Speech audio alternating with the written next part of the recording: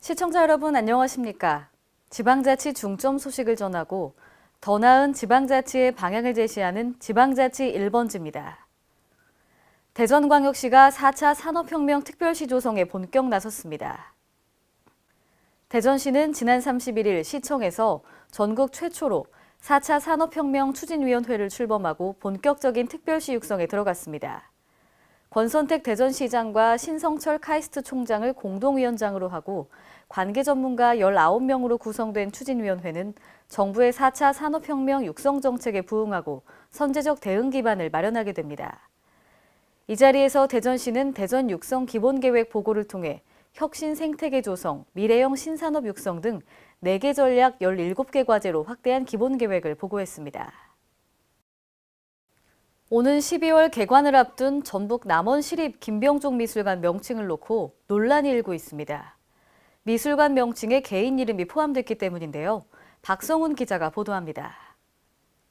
오는 12월 개관을 앞둔 전북 남원시에 남원시립 김병종 미술관 명칭을 놓고 논란이 일고 있습니다.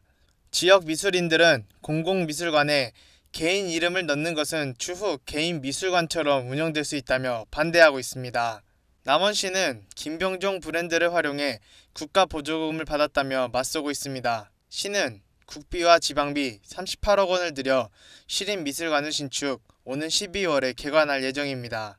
이에 대해 한국미술협회 전라북도지회는 남원시립 김병종 미술관 건립에 따른 전북미협의 성명서를 통해 현직에 있는 생존작가의 이름을 출신과 작품 기증만을 이유로 시립미술관 명칭에 넣는다는 것은 있을 수 없는 일이라며 비판했습니다. 또한 전북미협은 남원시립 김병종 미술관에서 남원시립미술관으로 이름을 변경해야 한다고 요구했습니다. KLN 박성훈입니다.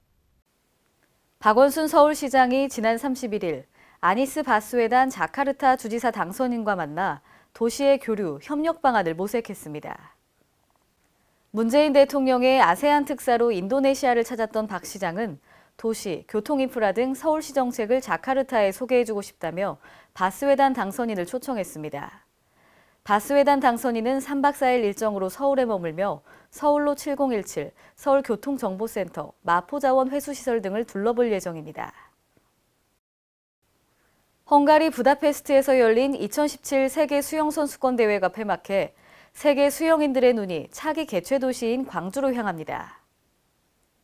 광주광역시는 세계 수영선수권대회 폐막식에서 대회기를 인수하고 2년 후 열리는 광주대회 성공 개최를 위해 본격적인 대회 준비에 나섰습니다.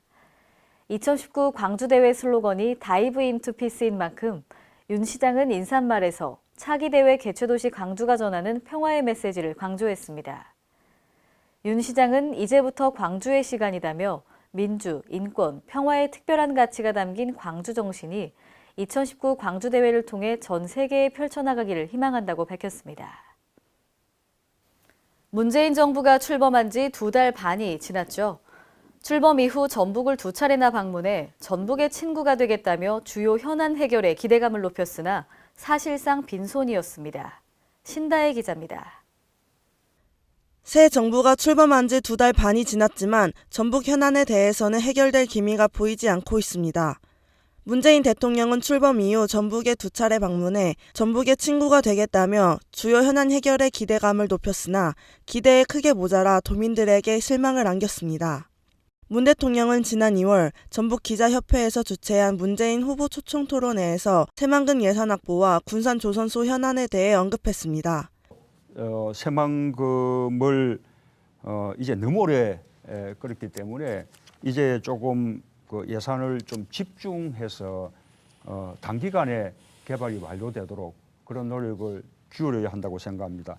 지금 대부분의 그 매립이 민간 매립으로 그렇게 되고 있어서 지지부진합니다. 저는 이것을 가능한 한 또 공공 매립으로 그렇게 이제 전환해야 된다고 생각하고요. 현대중공업 군산 조선소도 그렇게 조선 경기가 회복될 때까지 조금 최소 물량이나마 배정받아서 버텨 나가는 것이 필요하다고 생각합니다. 저는 앞으로 장기적인 조선산업 경기의 회복을 내다보더라도 그렇고 또 지역 균형 발전이라는 국가적인 가치, 그에 대한 또 우리 기업들의 어떤 사회적 책임 이런 면에서도 현대중공업이 군산조선소를 조금 가동 발주량을 좀 줄여서라도 저는 유지해 나갔으면 그렇게 이제 바라고 있고요. 그래서 그 점에 대해서 현대중공업 측과 또 긴밀히 협의해 나가겠습니다. 그러나 새 정부 출범 이후 군산조선소는 폐쇄되어 근로권과 생존권을 빼앗기고 지역 경제 침체의 가속도가 붙고 있습니다. 또 새만금 사업에도 제동이 걸렸습니다. 새만금 예산으로 1조 555억 원을 요구했지만 기재부 1차 심의에서 9,569억 원만 통과하는 등 위기에 처했습니다. 문 대통령과 이낙연 총리가 두 차례 전북에 방문했지만 사실상 빈손이었습니다. 이에 정치권과 시민들은 대통령의 실천 의지를 보여야 한다고 강조했습니다.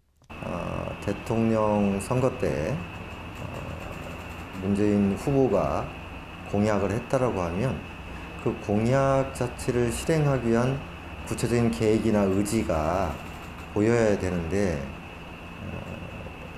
조선소 중단 사태까지 이르렀고 그다음에 정부가 내놓는 대책이라는 게 기대에 못 미치는 그런 점이라고 하는 건데요. 어느 지역 현안보다 전라북도 현안을 정부가 먼저 나서서 계획을 발표하고 예산을 세우고 해결해 주는 것이 어떻게 보면 가장 중요한 문제가 아닌가 좀 싶습니다. K랜 신다혜입니다. 오늘의 단신 뉴스입니다.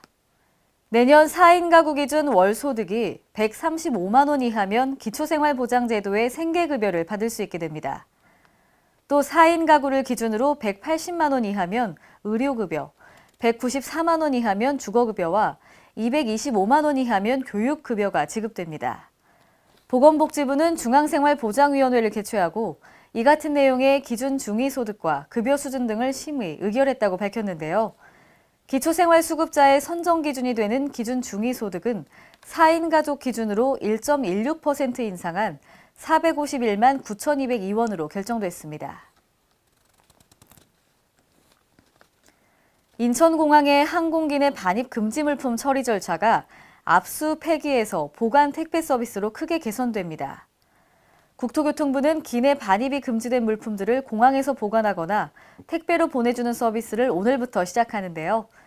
이번에 새롭게 마련된 서비스를 이용하고자 하는 승객은 출국장 안에 마련된 접수대에서 물품 보관증을 작성하고 원하는 서비스를 신청하면 됩니다.